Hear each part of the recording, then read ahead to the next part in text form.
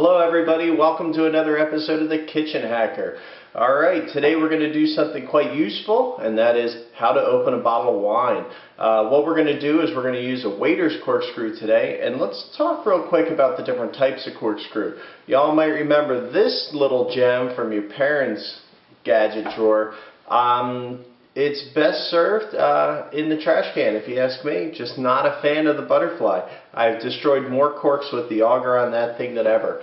The rabbit is a great corkscrew. It's a brand name rabbit, but it's also a style. I do tend to like this. It's great if you have a lot of bottles to open, if you're having a big party.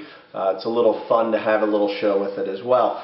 We also have the electrical wine opener, which is almost as big as the wine bottle itself and is actually quite noisy, not exactly any flair or anything like that kind of going on in your party, if you ask me. And then we also have a pull corkscrew. It's called a cork pull, which is a little different method. It actually slides down around the cork to extract it that way. Great if you have a somewhat damaged cork. I tend not to find as much use for that guy, hence why you don't see one here. And then last we have our waiter's corkscrew. We have a 2-stage and a 1-stage. So let's talk real quick about that. You'll see that we have different amount of prongs. On this guy here we have one set of prongs, and what that means is from start to finish it's just one pull on the lever. Okay, 1 stage. I could go into the physics of it, but not a subject I did really well at. Next here we have a 2-stage where we're going to set this on the edge of the bottle to give us an easier start, and then we're going to come up here and pop the cork the rest of the way. This is a lot easier, especially if you have a weaker wrist or anything like that. I just tend to use the single stage. I find it's easier. A lot of my servers in the past have always asked for the double stage. Alright, so now you know what kind of corkscrew to get. I like Old Faithful.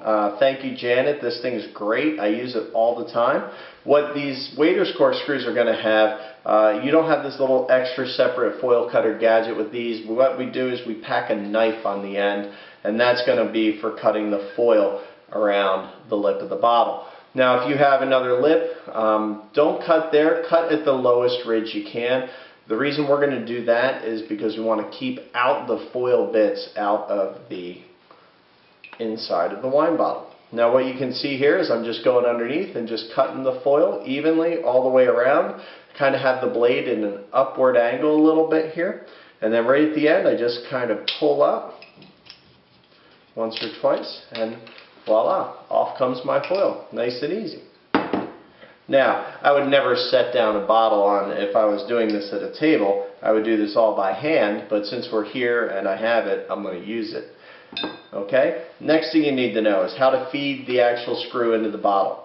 Go right in the center here, pull down, and then just start it and go straight in. If you're not going straight, reset and do it again, because being straight is what's going to keep you from popping the side of the cork off or, you know, causing the cork to fall in the bottle. Okay? Next thing is set my little lever holder there, and then I'm just going to, with the back end of the knife, and while I'm holding this, I'm just going to pull up and out, and got that nice little pop.